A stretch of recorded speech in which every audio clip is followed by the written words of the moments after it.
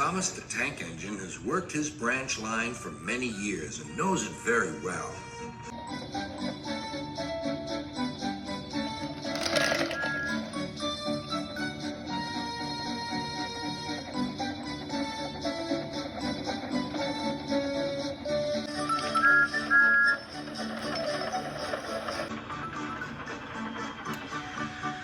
You know just where to stop, Thomas, Laughed his driver. You could almost... manage it without me.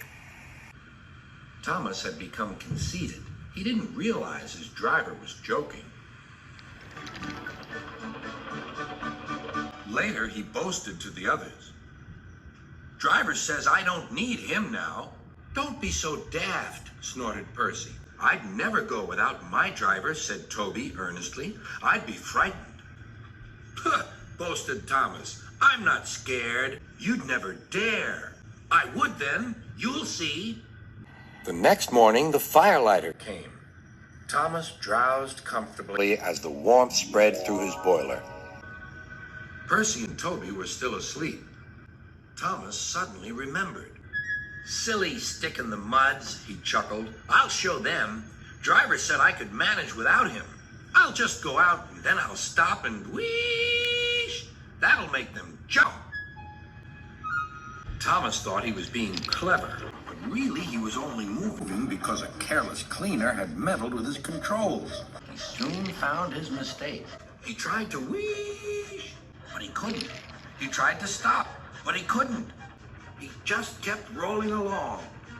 He didn't dare look at what was coming next. There was the station master's house. The station master was about to have breakfast. Horrors, cried Thomas, and shut his eyes. The house rocked, broken glass tinkled, plaster was everywhere. Thomas had collected a bush on his travels. He peered into the room through its leaves. He couldn't speak.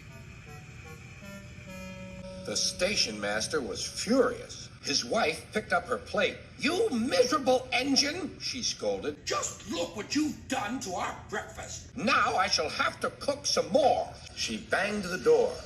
More plaster fell. This time it fell on Thomas. Thomas felt depressed. Workmen propped up the house with strong poles and laid rails through the garden. Then, the Scottish twin engines Donald and Douglas arrived.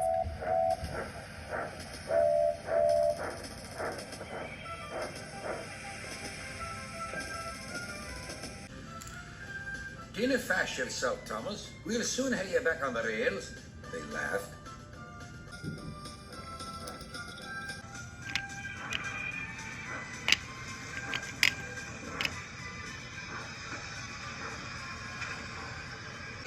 Donald and Douglas, puffing hard, managed to haul Thomas back to safety. Bits of fencing, the bush, and a broken window frame festooned his front, which was badly twisted. The twins laughed and left him. Thomas was in disgrace. There was worse to come. You're in a lot of trouble, Thomas. I know, sir. I'm sorry, sir. You must go to the works and have your front mended. It will be a long job. Yes, sir. Meanwhile, a diesel rail car will do your work. A diesel, sir? Thomas spluttered. Yes, Thomas. Diesels always stay in their sheds till they are wanted. Diesels never gallivant off to breakfast in station masters' houses.